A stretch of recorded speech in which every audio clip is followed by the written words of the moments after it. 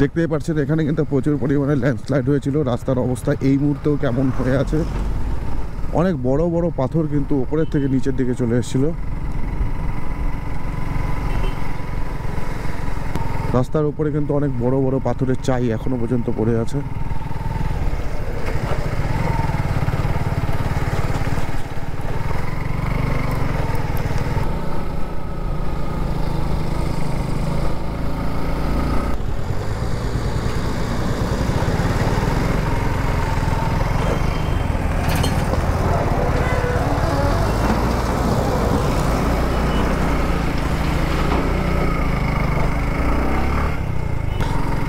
এখান থেকে লাভার ঠিক 11 কিলোমিটার।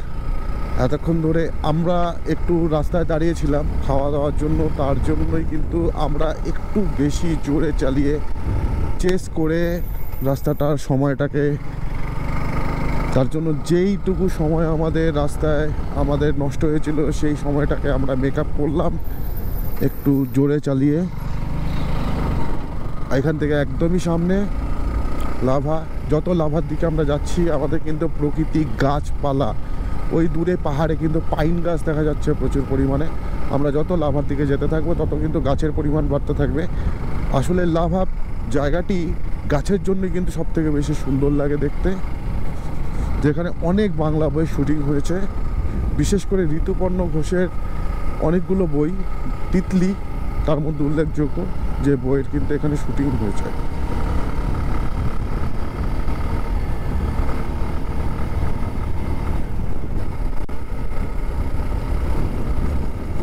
দেখছি আমরা বিভিন্ন জায়গায় কিন্তু ল্যান্ডস্লাইডের জন্য পাহাড়ের গায়ে কংক্রিট তৈরি করা কাজ চলছে, প্রচুর পরিমাণে কিন্তু শ্রমিক এখানে কাজ করছে।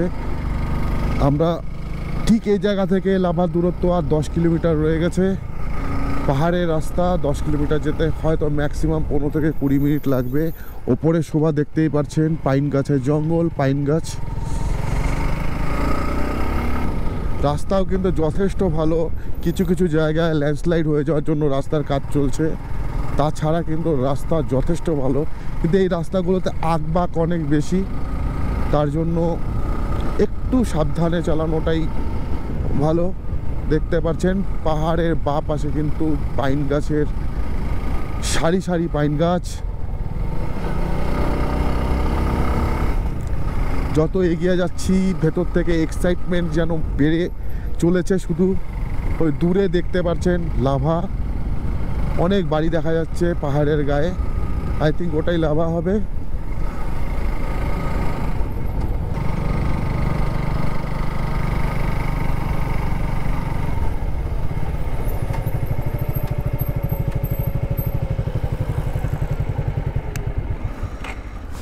আমরা লাভা থেকে 9 কিলোমিটার, জাস্ট 9 কিলোমিটার ডিস্টেন্সে আছি। একটা সুন্দর জায়গা। অনেকক্ষণ ধরে আমরা একটু নিজেদের মধ্যে একটু চেস করছিলাম বাইক নিয়ে, কারণ আমরা নিচে যখন ছিলাম তখন অনেকটা সময় আমাদের চায়ের দোকানে কেটে যায়। তার জন্য সময়টা মেক আপ করার জন্য আমরা কিন্তু একটু নিজেদের মধ্যে চেস করে আমরা সেই টাইমটা, যে টাইমটা আমাদের নিচে কিন্তু নষ্ট হয়ে গিয়েছিল, সেই টাইমটা কিন্তু আমরা মেনটেন করে কিন্তু আমরা এই জায়গাটা একটু আসলাম। জাস্ট আমরা কিছু দূরেই আছি, 9 কিলোমিটার, জাস্ট তোমাদের বললাম 9 কিলোমিটার দূরেই আছি। এই জায়গাটা একটু রেস্ট করে একটু ফটো, নিজেদের মধ্যে ফটো তুলে নিয়ে আমরা কিন্তু আবার লাভার উদ্দেশ্যে রওনা হব। ততক্ষণ তোমরা দেখতে থাকো রাস্তার দৃশ্য, সেই মনোরম দৃশ্য। আশা করি তোমাদেরও ভালো লাগবে।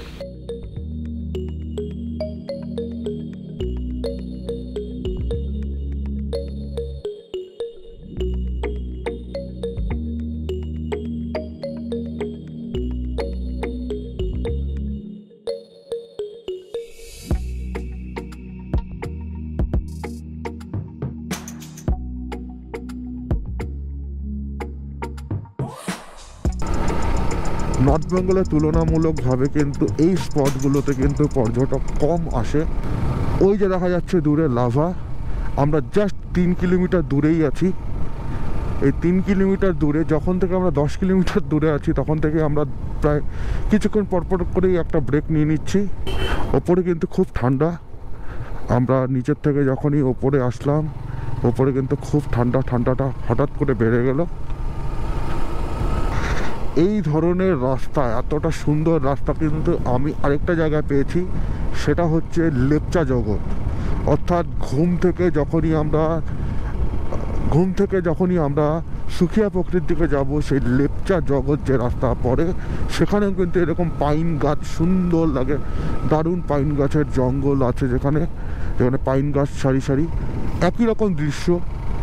তো আমি কোথাও না কোথাও লেপচা জগতের সঙ্গে এই যে রাস্তাটা আছে, এই রাস্তাটার কিন্তু একটা সিমিলারিটি খুঁজে পাচ্ছি।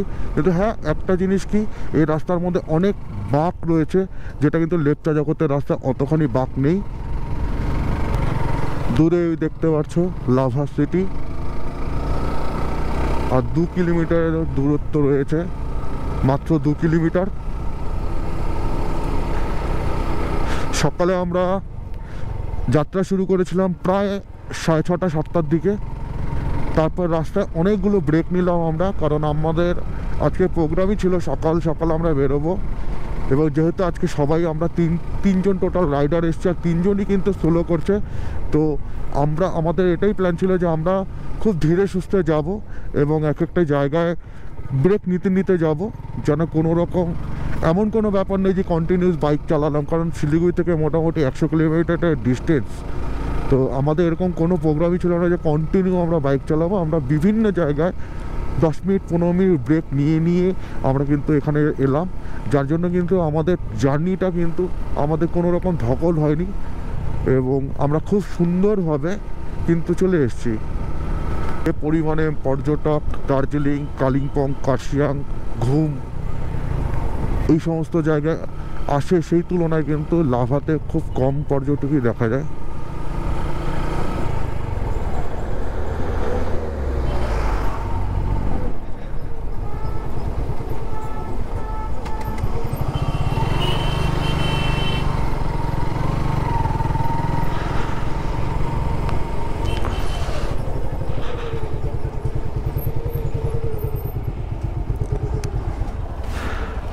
ঘোরার জায়গা কি আছে এখানে?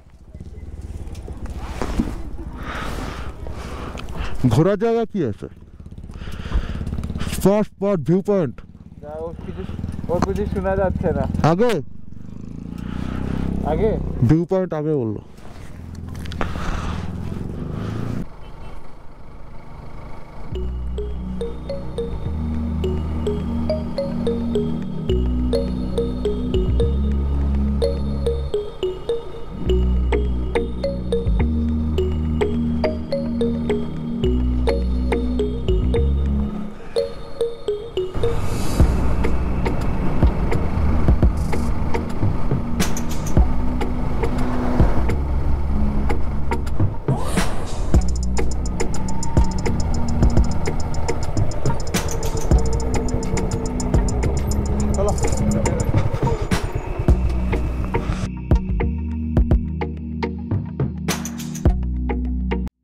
লাভা যে শহর আছে, লাভা শহরের ঠিক ওপরে লাভা ভিউ পয়েন্টে এই মুহূর্তে আমরা দাঁড়িয়ে আছি।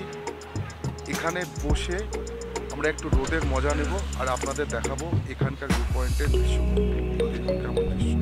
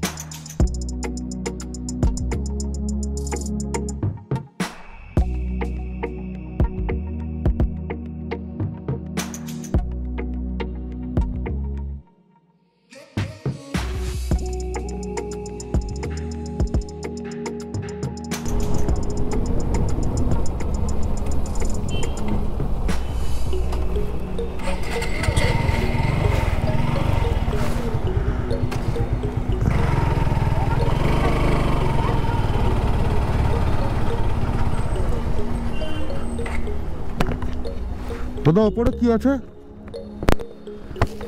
ওপরে কি আছে জানো? ওটা ওপরে রিসাপ আছে।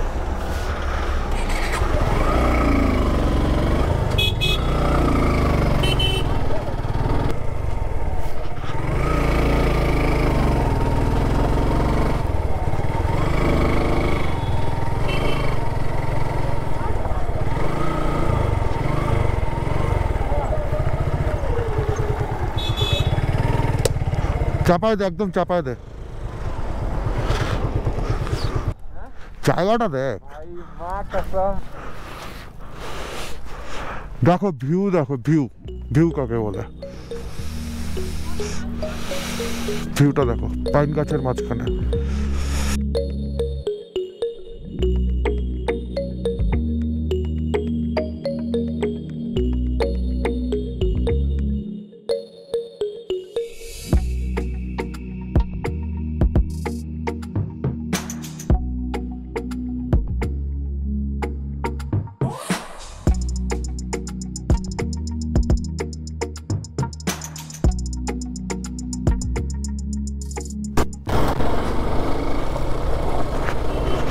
পাইন গাছের মাঝখানে জঙ্গলে একটু দাঁড়িয়ে থেকে ফটো তোলা আমাদের শেষ হলো। ওপরে দেখতে পাচ্ছ কি সুন্দর ভিউ।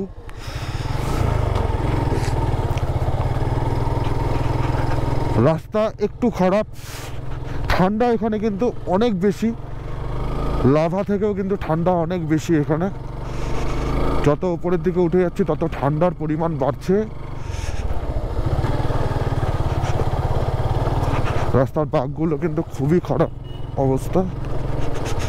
দেখতেই পাচ্ছ পাইন গাছের মাঝখান দিয়ে সরু একটা রাস্তা, এই ভিউ অসাধারণ একটা ভিউ।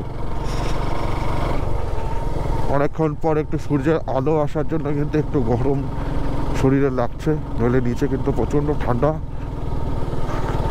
হাত কিন্তু প্রায় জমে যাওয়ার মতন অবস্থা। যদিও আমি এই গ্লাভসের ভেতরে একটা ইনার পরেছি, তবুও কিন্তু প্রচণ্ড রকম ঠান্ডা লাগছিল। ভেবেছিলাম আজকে লাভা পর্যন্ত আসব, কিন্তু আমাদের সময়টা এত সুন্দর ম্যানেজ হয়ে গেছে, তার জন্য কিন্তু আমরা লাভা ছেড়ে ক্রস করে কিন্তু রিসপ পর্যন্ত চলে আসলাম। তো রিসপে এসে যে অনুভূতিটা হলো, এখানে মারাত্মক রকমের ঠান্ডা। তোমরা অনেকেই জানো যে 2-3 দিন 4 দিন আগে এখানে কিন্তু বৃষ্টি হয়েছিল, মানে শিলা বৃষ্টি, তারপরে কিন্তু এখানে বরফও পড়ে, আর আকাশে কিন্তু দেখা যাচ্ছে কালো মেঘ। এখানে হচ্ছে প্রচণ্ড রকম হাওয়ার, প্রচণ্ড ঠান্ডা।